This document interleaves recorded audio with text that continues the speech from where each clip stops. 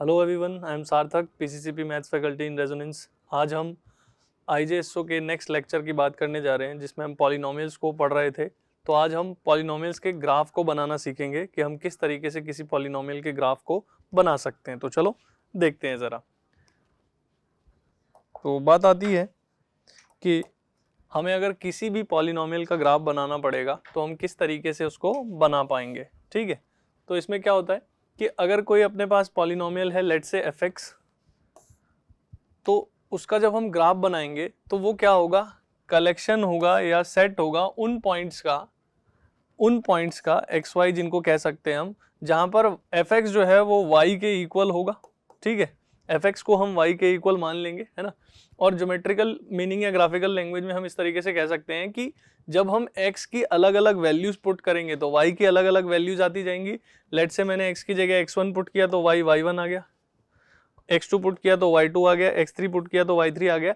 ऐसे ही खूब सारे सॉल्यूशंस हम फाइंड कर सकते हैं, खूब सारे पॉइंट्स हम फाइंड कर सकते हैं।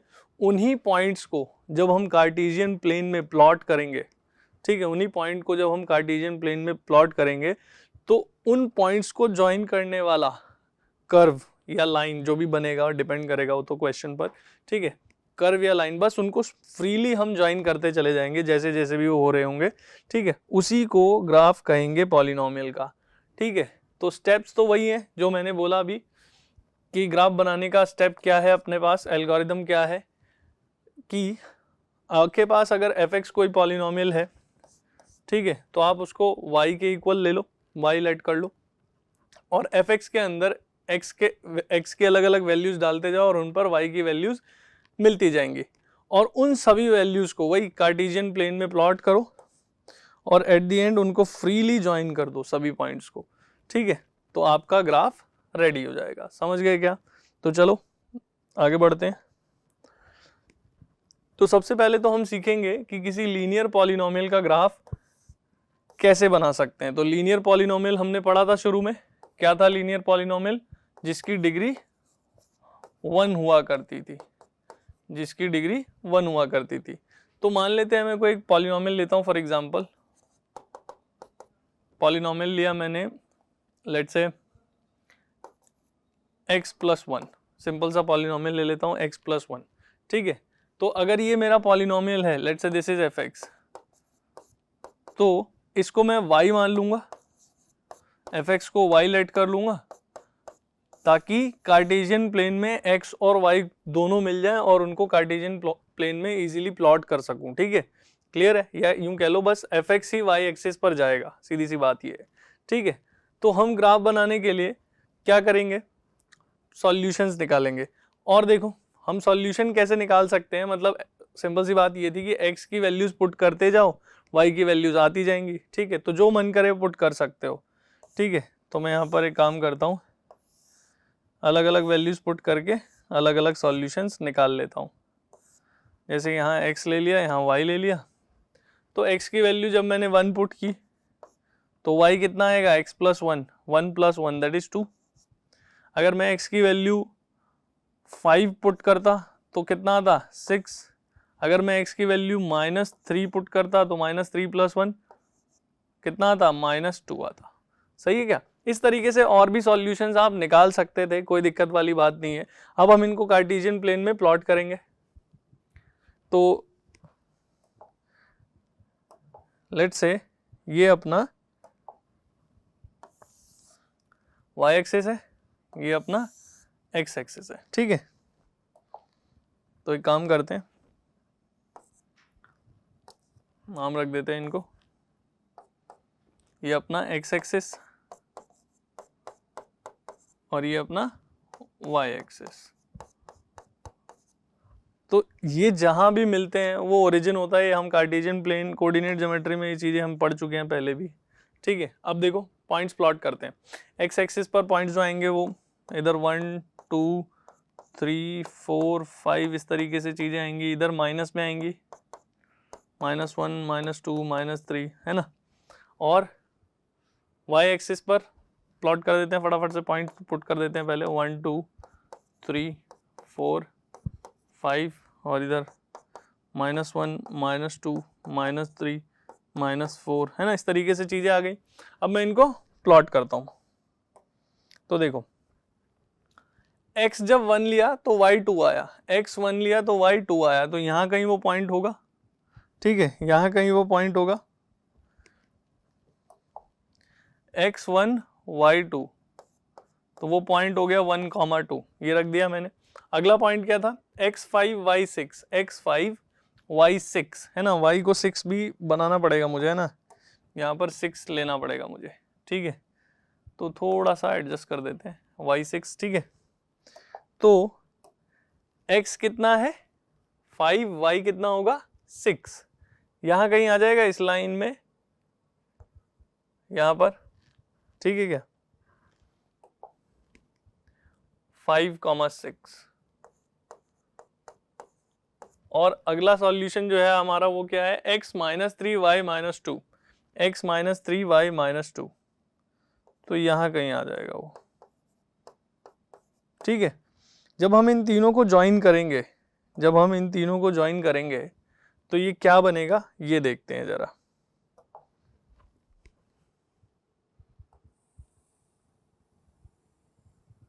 ठीक है, ये लगभग मतलब, क्योंकि यहाँ पर जब मैं ग्राफ बना रहा था तो ये स्पेसिंग मैंने इक्वली मार्क करके नहीं की थी, तो ऐसा मान लेते हैं कि ये 1,2 यहाँ पर आएगा, ठीक है, ये 1,2 जो पॉइंट होगा ये यहाँ कहीं आ जाएगा, ठीक है,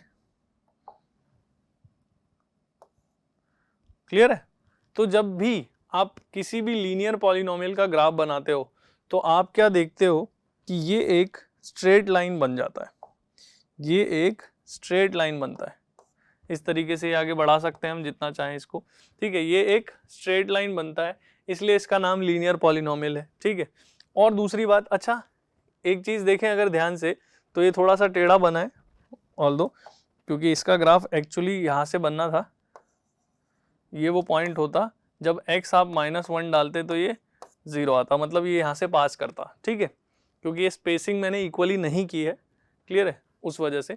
तो अगर हम ध्यान दें तो आप इसमें भी पुट करके देख सकते हो, अगर मैं x की जगह -1 डालूं तो this will be -1 + 1 that is 0। तो क्या आपने देखा, जब आपने x को -1 डाला तो y 0 आया, मतलब fx 0 आया, तो क्या मैं कह सकता हूं कि x = -1 is a zero of a polynomial? Yes or no? Is a zero of the polynomial, सही है क्या? इस पॉलिनोमियल का 0 होगा -1। और ग्राफ से कैसे देख सकता हूं कि भाई क्योंकि अपना पॉलिनोमियल x की टर्म्स में है, ठीक है, और मैंने fx को y लेट कर लिया है, तो भाई मैं जानता हूं y की वैल्यू 0 कहाँ आएगी, x एक्सिस पर, है ना, x एक्सिस पर कोई भी पॉइंट अगर होगा तो उसमें y हमेशा 0 होता है। तो क्या मैं यूं कह सकता हूं, अगर मेरा पॉलिनोमियल fx है, मतलब x की टर्म्स में है, तो जब मैं उसका ग्राफ बनाऊंगा तो उसका 0 मुझे वहीं मिलेगा, कहाँ मिलेगा, x एक्सिस पर। ये जब जब x एक्सिस को मिलेगा तब तब मुझे 0 मिलेगा, क्योंकि x एक्सिस पर कोई भी पॉइंट उठाओगे तो वहाँ y 0 हो जाएगा, सही बात है क्या, ठीक है। तो ये बात भी हम लिख सकते हैं, समझ सकते हैं कि जब भी अपना ग्राफ fx का ग्राफ x एक्सिस को मिलेगा वहां पर अपने को एक 0 मिलेगा, है ना, कि graph of y = fx whenever it meets with x axis, it gives us distinct real zeros, distinct real zeros, सही है कि ये जब जब x एक्सिस को मिलेगा, ये ग्राफ जब जब fx का ग्राफ y = fx का ग्राफ जब जब x एक्सिस को मिलेगा हमें तब तब अलग अलग रियल जीरोस देगा, मतलब जितनी जगह मिलता जाएगा। जैसे यहाँ मिला तो एक 0 मिला ना अपने को, अगर ये और कहीं मिलता तो वो भी एक 0 होता इसका, समझ गए। पर क्योंकि एक स्ट्रेट लाइन है तो इसको एक ही जगह काट सकते हैं, सीधी सी बात ये है। तो ये बात भी हम ध्यान रखेंगे कि लीनियर पॉलिनोमियल का एक ही 0 पॉसिबल है। सही बात है क्या, कोई दिक्कत तो नहीं है। आगे बढ़े, अब हम बात करते हैं कि किसी भी क्वाड्रेटिक पॉलिनोमियल का ग्राफ हम किस तरीके से बना पाएंगे, किसी क्वाड्रेटिक पॉलिनोमियल का ग्राफ हम किस तरीके से बना पाएंगे। ठीक है, तो क्वाड्रेटिक पॉलिनोमियल के बारे में मैं ये जानता हूं कि एक स्टैंडर्ड क्वाड्रेटिक पॉलिनोमियल इस तरीके का कुछ दिखता है, सही है, जहां पर मैं जानता हूं कि ए बी सी जो है वो रियल नंबर होते हैं और ए हमारा 0 नहीं होना चाहिए। रीजन बीइंग, अगर ए ही 0 हो गया तो ये क्वाड्रेटिक ही नहीं रहेगा। सही है क्या, इस तरीके से हमारा क्वाड्रेटिक इक्वेशन, क्वाड्रेटिक पॉलिनोमियल रहता है। अब हमें क्या करना है, इसका ग्राफ बनाना है। तो हम इसका ग्राफ कैसे बना सकते हैं वो हम एक क्वेश्चन के थ्रू समझेंगे, लेकिन उससे पहले हम कुछ बातें समझ लेते हैं कि जब भी अपने पास fx कोई क्वाड्रेटिक पॉलिनोमियल है, ठीक है, fx कोई क्वाड्रेटिक पॉलिनोमियल है, तो मैं fx को y लेट कर लेता हूं, तो लेट से दिस इज y। तो इसका जो ग्राफ होता है, इसका ग्राफ हमेशा एक पैराबोला बनता है। ठीक है, तो ये बात हम लिख लेते हैं कि graph of every quadratic polynomial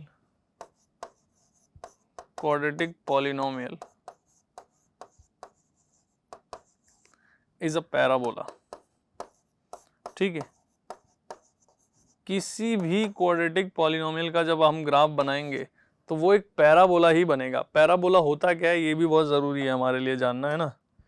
parabola होता है कि एक यू शेप्ड बने ना, चाहे ऐसा बने चाहे ऐसा बने। ठीक है, लेफ्टवर्ड राइटवर्ड भी बन सकता है, लेफ्ट राइट, लेकिन अगर बनाना है तो उसके लिए फिर ये fx मतलब पॉलिनोमियल जो है x की टर्म्स में नहीं होना चाहिए, फिर y की टर्म्स में हो, है ना। अगर पॉलिनोमियल x की टर्म्स में है तो उसका ग्राफ अपवर्ड या डाउनवर्ड ही बनेगा। क्लियर है, अगर लेफ्ट राइट की बात करेंगे तो यहाँ x से y आ जाएगा, बस x हट जाएगा y आ जाएगा। ठीक है, फिर पॉलिनोमियल अपना f ऑफ y यानी फंक्शन ऑफ y होगा, सही है, y के टर्म्स में होगा, सही बात है। ठीक है, अब ये भी हमारे लिए बहुत जरूरी है जानना कि ग्राफ जो है अगर अपवर्ड बनता है, ठीक है, ग्राफ जो है अगर अपवर्ड बनता है तो उस केस में हमारा एक्स स्क्वायर का कोफिशिएंट a जो कि है वो पॉजिटिव ही होना चाहिए, और ग्राफ हमारा डाउनवर्ड बनता है अगर, तो हमारा a जो है वो नेगेटिव होना चाहिए। सही है, ये कुछ बातें हैं जो हमारे लिए ज़रूरी थी जाननी। ठीक है, अब हम एक कोई छोटा सा पॉलिनोमियल लेते हैं और उसका ग्राफ बनाने की कोशिश करते हैं। तो देखो, मैंने एक छोटा सा पॉलिनोमियल ले लिया, let's say x square minus 5x plus 6, है ना, इसको y मान लेता हूँ और ये इसको लेकर चलते हैं हम लोग, है ना। तो सबसे पहले ग्राफ बनाने के लिए आप वो काम कर सकते थे जो आपने लीनियर में किया था कि आप अलग अलग x की वैल्यूज रखो और फिर उससे अलग अलग पॉइंट्स फाइंड करो और ग्राफ बनाओ। ठीक है, पर हम थोड़ा सा अलग तरीके से कुछ करते हैं, इसको सीखते हैं कि कैसे कर सकते हैं। वो देखो कि वो एक तरीका है ही, पर उसमें टाइम लगता है ना, सॉल्यूशंस निकालना फिर पुट करना। ठीक है, चलो देखो, तो काम करते हैं हम। सबसे पहले तो इसको फैक्टराइज कर लेते हैं। ठीक है, इसको फैक्टराइज कर लेते हैं। तो फैक्टराइज करेंगे तो ये क्या बनेगा, x minus 2 into x minus 3, सही है क्या, ये बन जाएगा, हाँ है ना, बन जाएगा, चलो ठीक है, बन गया। अब इसके अगर हम बाद में बात करें तो जब मैं इसका ग्राफ बनाने की कोशिश करूंगा तो मैंने कुछ चीजें पहले ही नोट कर ली थी। क्या कि इसमें जो a था वो 1 था, विच इज ग्रेटर देन 0, तो ग्राफ जो है वो अपवर्ड बनेगा, एक अपवर्ड पैराबोला बनेगा। सही है क्या, अपवर्ड ओपन पैराबोला बनेगा, क्या कोई दिक्कत है। ठीक है, ठीक है, इसको थोड़ा सा ठीक कर लेते हैं। अपवर्ड ओपन कर लो, है ना, इसको अपवर्ड ओपन और इसको डाउनवर्ड ओपन, है ना। ठीक है, चलो आगे बढ़ते हैं। ये कुछ बातें मुझे पता चल गई थी, ठीक है। अब मैं ग्राफ बनाने पर चलता हूं। तो देखो जरा क्या कर सकता हूं मैं इसमें। पहले तो वही कार्टेशियन प्लेन बना लेता हूं, ठीक है। देखो ध्यान से,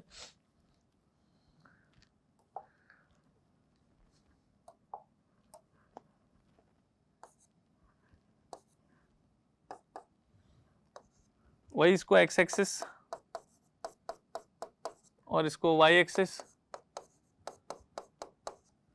अब वही पॉइंट्स हम प्लॉट करेंगे, लेकिन वो बात की बात है। अच्छा, मैंने कुछ बातें जो सीखी थी वो ये सीखी थी कि जब कभी y 0 होगा तो उस टाइम पर x जो होगा, मतलब जो भी ग्राफ होगा वो x एक्सिस को मिल रहा होगा। सही बात है क्या? यही बात हमने पढ़ी थी क्या थोड़ी देर पहले? हमने यही बात पढ़ी थी कि whenever it meets with x axis it gives us distinct real zeros देंगे, है ना। यानी y की वैल्यू उस टाइम पर 0 आ जाएगी या फंक्शन की वैल्यू उस टाइम पर 0 आ जाएगी, ठीक है। मतलब फंक्शन की वैल्यू जब जब 0 आ रही होगी, इसका सीधा सा मतलब ये होगा कि ये x एक्सिस को उस टाइम पर मिला होगा। और मैं देख सकता हूं कि अगर इसके जीरोस की बात करता, मैं इसके जीरोस की अगर मैं बात करता तो ये इसके जीरोस क्या हैं, x इक्वल टू 2 और x इक्वल टू 3, यानी x इक्वल टू 2 पर भी y 0 आएगा और x इक्वल टू 3 पर भी y 0 आएगा, ठीक है। तो ये दो पॉइंट्स मुझे मिल गए जो कि मैं सीधा सीधा यहाँ पर प्लॉट कर सकता हूँ, ठीक है क्या?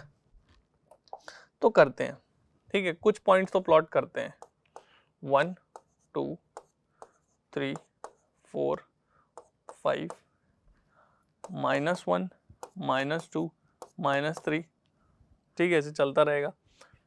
इधर भी -1 -2 -3 -4 1 2 3 4, ठीक है। तो मुझे ये तो पता है कि जो ग्राफ है मेरा वो इन दोनों पॉइंट से तो जाएगा ही सही। किन दोनों पॉइंट से? एक तो 2,0 से और एक 3,0 से, ठीक है। तो ये थोड़ा सा छोटा ग्राफ बन जाएगा, बात ये, ठीक है, थोड़ा सा छोटा बन जाएगा क्योंकि इन्हीं दोनों पॉइंट से जाना है। तो पैराबोला बहुत पतला सा या छोटा सा बन जाएगा, ठीक है। तो एक काम करें क्या, इसको थोड़ा चेंज कर दें ताकि वो थोड़ा बड़ा दिखे, ठीक है। या ऐसा कर सकते हो, इन पॉइंट्स को दूर दूर कर दो ताकि बड़ा दिखे, है ना। ऐसा कर सकते हैं, कोई दिक्कत वाली बात नहीं है। मैं क्या करता हूँ, पॉलिनोमियल ही चेंज कर देता हूँ। इससे ये फायदा हो जाएगा मुझे कि ग्राफ थोड़ा बड़ा दिखेगा मुझे, है ना। अभी क्या है, ग्राफ जो बनेगा वो क्योंकि अपवर्ड जाना है और 2 3 से पास करना है, तो ऐसा ही कुछ हो पाएगा, हाँ, है ना। 2 और 3 से पास भी करना है और ऊपर भी जाना है, तो ऐसे ही रहेगा। सही बात है क्या? ठीक है। तो इस वजह से मैं इसको अभी थोड़ी देर के लिए छोड़ रहा हूँ, ठीक, क्लियर है। तो मैं पॉलिनोमियल कुछ इस हिसाब से लेता हूँ जो कि हमें थोड़ा सा गैप दे, ठीक है। तो मैं एक काम करता हूँ ना,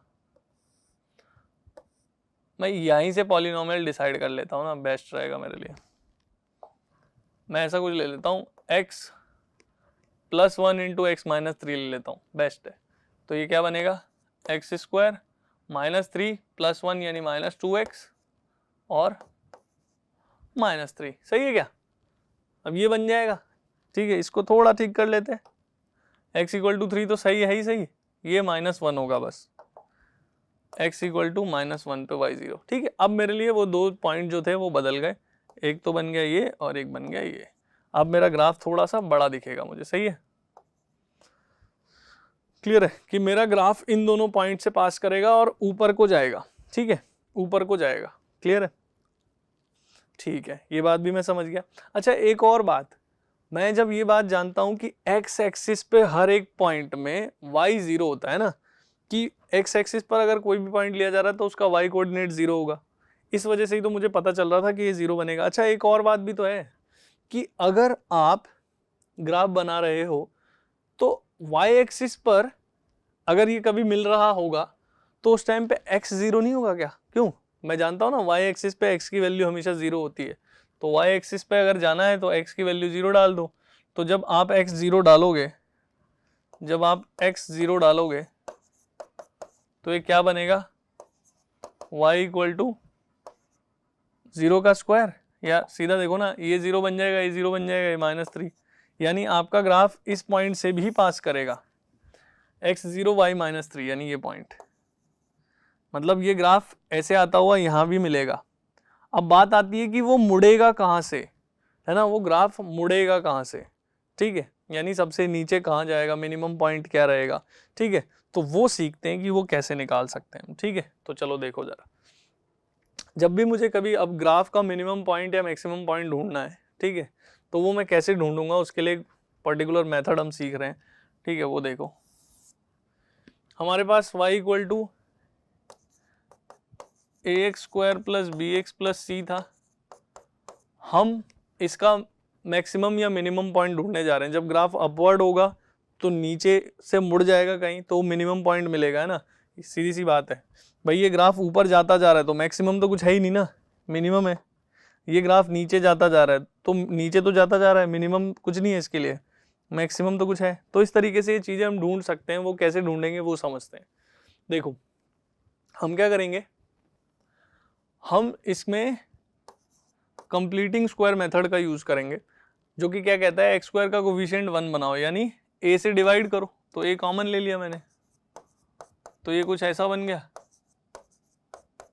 ये कुछ ऐसा बन गया। तो यहां से मुझे क्या मिला, अब मैं क्या करूंगा, कंप्लीटिंग स्क्वायर मेथड के हिसाब से हम जानते हैं कि हमें अब अगला स्टेप होता है x के कोफिशिएंट के हाफ का स्क्वायर ऐड और सब्ट्रैक्ट कर दो, ठीक है, ऐड और सब्ट्रैक्ट कर दो, क्लियर है। तो अगर ऐसा कर दिया मैंने तो ये क्या बन जाएगा, देखो ये बन गया है पूरा x + b/2a का होल स्क्वायर, x + b/2a का होल स्क्वायर, और ये बन गया है -b²/4a² + c/a। तो अगर मैं उधर एलसीएम लूं तो ये कुछ ऐसा बन जाएगा, दिस विल बी -4a², ठीक है, और मैं काम करता हूँ माइनस भी कॉमन ले लेता हूँ, तो ये बन जाएगा b² और ये प्लस माइनस -4ac, सही है क्या, ये मेरा आ गया है, ठीक।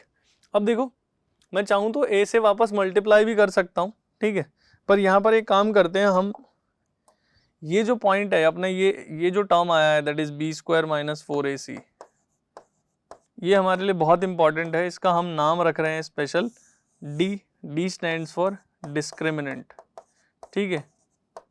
ये हम क्वाड्रेटिक इक्वेशन चैप्टर में इसके बारे में पढ़ते हैं, जो हमें रूट्स या जीरोस का जो नेचर होता है उसको बताने में बहुत हेल्प करता है हमारे लिए, ठीक है। तो ये मैं बस इसलिए लिख रहा हूँ ताकि मुझे वो इतना बड़ा टर्म लिखना ना पड़े, है ना, ठीक है। तो ये क्या बन जाएगा, y इक्वल टू, मल्टीप्लाई कर रहा हूँ, सेपरेट कर रहा हूँ चीज़ों को, x + b/2a का square minus d/4a² into a करोगे तो a से a कट के 4 मतलब d/4a आ जाएगा, सही बात है क्या। अब समझना चीज यहाँ पर ही समझने वाली बात है कि अगर मेरा इस चीज की वैल्यू निकालने जा रहा हूं मैं, ना इस चीज की वैल्यू निकालने जा रहा हूं। अब देखो a कोई पॉजिटिव नंबर है, लेट्स से a कोई पॉजिटिव नंबर है, x + b/2a का होल स्क्वायर हमेशा पॉजिटिव होगा, ठीक है, हमेशा पॉजिटिव होगा। और मैं x की वैल्यू कितनी भी बढ़ाऊं या कितनी भी घटाऊं, मतलब इतनी इधर जितना कम करता जाऊंगा, ठीक है, उसका स्क्वायर तो उतना बड़ा होता जाएगा, और इधर जितना बढ़ाता जाऊंगा उसका स्क्वायर तो उतना ही बड़ा होता जाएगा, हाँ या ना। मतलब ये कि ये चाहे कितना भी कम करो चाहे कितना भी बढ़ाओ, उसका स्क्वायर बड़ा ही होता जाएगा। नेगेटिव का स्क्वायर तो पॉजिटिव ही हो जाता है, और पॉजिटिव इंटू पॉजिटिव ये पॉजिटिव ही होगा। मतलब इसको तो मैं जितना मर्जी चाहे बढ़ा सकता हूँ, ये तो फिर भी फिक्स है ना, क्योंकि ये ABC जो हमें क्वेश्चन में दिया था उन्हीं से तो है ये सब कुछ, ठीक है, ये तो फिक्स है। यहाँ पर x एक वेरिएबल है जिसको मैं कितना भी वेरी कर सकता हूँ, जिसकी वजह से ये पॉजिटिव और ये पॉजिटिव कितना भी बड़ा कर सकता हूँ इसको, सही बात है क्या? तो इसलिए इसकी मैक्सिमम वैल्यू मेरे लिए निकालना इम्पॉसिबल है, लेकिन मिनिमम वैल्यू निकाल सकता हूँ।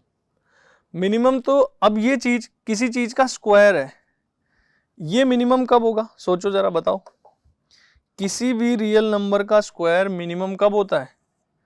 किसी रियल नंबर का स्क्वायर या तो पॉजिटिव होता है या जीरो होता है, नेगेटिव तो होता नहीं है। तो मिनिमम ये तभी होगा जब ये जीरो बन जाए, सही बात है क्या? ये जब जीरो बन जाएगा तो ये चीज मिनिमम हो जाएगी, ठीक है। यानी मैं नेक्स्ट पेज पे लिख लेता हूं इसको, है ना, कि जब x plus B by two A zero मिल गया, अगर मुझे x plus B by two A zero मिल गया तो ये चीज मिनिमम हो जाएगी।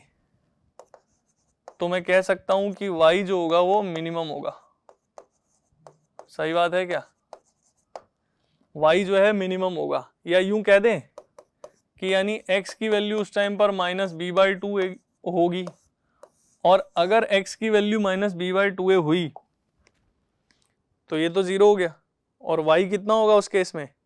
ये zero minus D by four है, यानी y की वैल्यू उस टाइम पर कितनी होगी? तो y कितना होगा उस टाइम पर? माइनस डी बाय फोर है। तो क्या मैं कह सकता हूं, क्या मैं इस बात को कह सकता हूं कि मिनिमम पॉइंट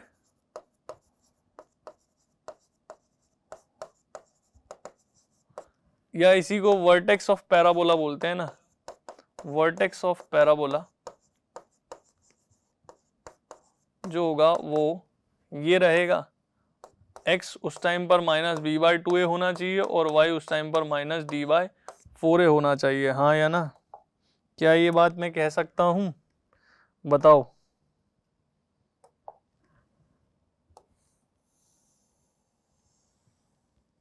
बताओ हाँ या ना? कह सकता हूं क्या इसको? सही है क्या? तो ये बात हम ध्यान रखेंगे, और यही सेम कहानी, आप इधर आओ जरा, इसमें चलते हैं एक बार। अगर मैं यहां पर ही सेम केस में अगर a को पॉजिटिव ले लेता, ठीक है, अगर इस केस में a को, सॉरी पॉजिटिव तो ले ही चुका था, a को नेगेटिव ले लेता, अगर a इस केस में नेगेटिव होता तो ये तो किसी चीज का स्क्वायर है जिसको पॉजिटिव ही होना है, और इसको मैं कितना भी बड़ा कर सकता हूं, छोटा तो मैं इसको जीरो ही कर पाऊंगा, लेकिन इसको मैं कितना भी बड़ा कर सकता हूं, सही बात है क्या? ये किसी चीज का स्क्वायर कितना भी बड़ा हो सकता है क्योंकि x एक वेरिएबल है, लेकिन वो चाहे कितना भी बड़ा हो नेगेटिव से मल्टीप्लाई होगा और वो और छोटा हो जाएगा, सही बात है क्या? मतलब यूं कह सकते हैं क्या, उस केस में y को मैं कितना भी छोटा कर सकता हूं, मैक्सिमाइज की बात नहीं कर रहा, कितना भी छोटा कर सकता हूं, सही बात है क्या? हाँ है ना? ठीक है, कितना भी इसको छोटा कर सकता हूं, ठीक है। तो ये बात तो मैं समझ गया, क्योंकि ये किसी का स्क्वायर है जो कि हमेशा बढ़ता जाएगा और नेगेटिव से मल्टीप्लाई होके घट ही जाएगा, और ठीक है, तो ये छोटा ही हो जाएगा। यानी उस केस में y की वैल्यू का, y के लिए कोई मिनिमम पॉइंट नहीं ढूंढ पाऊंगा, मैक्सिमम फिर भी ढूंढ सकता हूँ, ठीक है, मैक्सिमम फिर भी ढूंढ सकता हूँ, ठीक। तो यहाँ से ये बात ध्यान रखेंगे कि इससे ये भी पता चलता है मुझे कि a पॉजिटिव होगा तो ग्राफ का मैक्सिमम पॉइंट मिनिमम पॉइंट मिलता है, मिनिमम पॉइंट मिलता है, यानी कर्व नीचे कहीं रुका होगा, ऊपर चलता ही गया होगा, तो इस वजह से a पॉजिटिव तो अपवर्ड, ये बात यहां से भी हम देख सकते हैं, a पॉजिटिव मतलब अपवर्ड ओपन, सही है क्या? a नेगेटिव मतलब डाउनवर्ड ओपन, तो ये बातें हम यहां से भी देख सकते हैं, क्लियर है? ठीक है, तो अब अगर मैं बात करूं इसकी मैक्सिमम की, तो क्या मैक्सिमम के लिए भी सेम कंडीशन नहीं होगी कि भाई अगर इसको मैक्सिमम होना है, अगर इसको मैक्सिमम होना है तो इसको जीरो करो भाई, क्योंकि ये माइनस से मल्टीप्लाई होगा, अगर ये जीरो से, अगर ये जीरो के अलावा कुछ और हुआ तो ये पॉजिटिव होगा, और पॉजिटिव हुआ तो माइनस से मल्टीप्लाई होकर नेगेटिव होगा, यानी और कम कर देगा ना इसको, डी बाई फोर ए को और कम कर देगा, सही है क्या? तो ये उस टाइम पे और कम होगा। तो अगर इस y की वैल्यू उस टाइम पे मैक्सिमम चाहिए आपको, अगर आपको मैक्सिमम चाहिए, ठीक है, तो बस सेम ही चीज,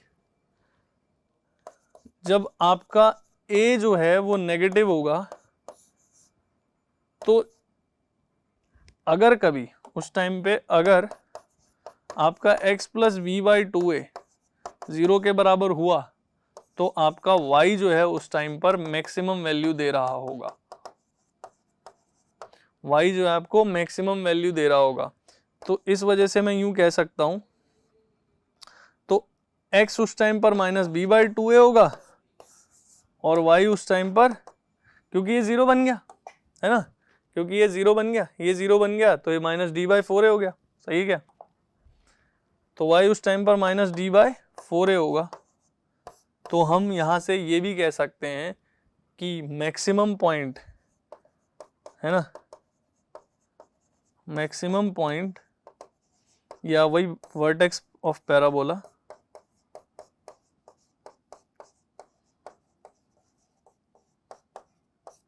वो रहेगा हमारा x उस टाइम पर -b/2a होगा और y उस टाइम पर -d/4a होगा, सही है क्या? तो ये चीज़ भी हम ध्यान रखेंगे, सही है क्या? क्लियर है? तो ये दो बातें हम ध्यान रखेंगे मैक्सिमम या मिनिमम पॉइंट निकालने के लिए, ठीक। अब इसका मैं इस क्वेश्चन में यूज़ कर लेता हूँ। तो अगर मुझे इस y का, इस पॉलिनोमियल का, क्योंकि ये अपवर्ड ओपन है तो इस केस में मैक्सिमम वैल्यू तो मैं नहीं ढूंढ पाऊंगा, मिनिमम वैल्यू ढूंढ सकता हूं। तो मिनिमम पॉइंट कहाँ मिलेगा? मिनिमम पॉइंट जो होगा वो ये होगा -b/2a, -d/4a, सही है क्या? तो अगर हम ध्यान दें तो b कितना है इसमें? -2/2 इंटू a कितना है? 1। तो ये कितना हो गया? Minus minus plus 2/2 that is 1, ठीक है। अब सबसे बड़ी बात कि मैं चाहूं तो d निकाल लूं और चाहूं तो, क्योंकि मेरे पास x है तो x पुट करके y निकाल लूं, है ना, वो अपनी मर्जी पर है, कोई दिक्कत वाली बात नहीं। आप चाहो तो d निकालो, d निकालने का आपके पास फॉर्मूला था दैट इज b² - 4ac, तो आप इससे भी ये निकाल सकते हो और चाहो तो y की वैल्यू यहाँ पुट कर दो। ये ज़्यादा आसान है ना, 1 पुट करना, 1 का स्क्वायर 1, 1 - 2 -1, -1 - 3 इज -4, ये ज़्यादा इजीली आ गया है ना। तो कितना है? 1, -4 जो है वो इसका मिनिमम पॉइंट होगा, दैट मीन्स ये 1 और ये -4, ठीक है। ये तो इसके जीरोस थे दैट इज -1, 0 और ये था 3, 0 और ये वो पॉइंट था जब ये y एक्सिस को मिल रहा था दैट इज 0, -3, ठीक है। अब पैराबोला बनाना है, दैट मीन्स एक ऐसा कर्व, इनको फ्रीली ज्वाइन करते हुए चले जाएंगे हम, है ना। तो चलो ले लेते हैं।